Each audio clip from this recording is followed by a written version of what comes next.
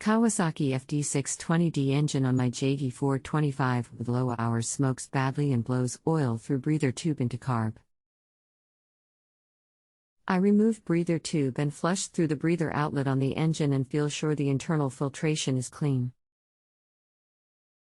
I also replaced the valve seals and the engine still smokes by pushing oil into carb, and I also feel pressure through the oil fill hole and get splashes of oil out there also but no blow by smoke.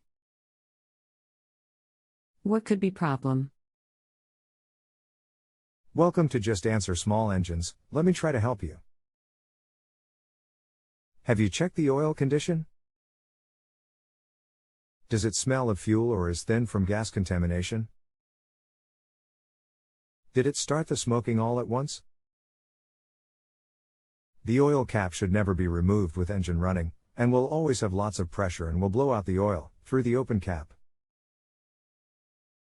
The engine has a crankcase breather at the vent hose, where it exits the engine, but it has to be open, or you would not get the oil out the vent pipe. High crankcase pressure is caused by damaged piston rings or piston, or valve stem wear.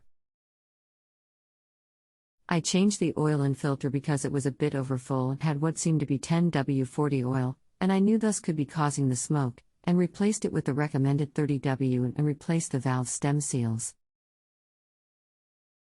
And from top end looked very clean with no gas and oil. I took a chance in the mower because it was like new condition and only 346 hours on our meter and looked at. You could run compression leak down test to see if the cylinders will hold pressure, but from what you have done, I would suspect the engine was run low on oil at one time, and the cylinders/piston rings are damaged.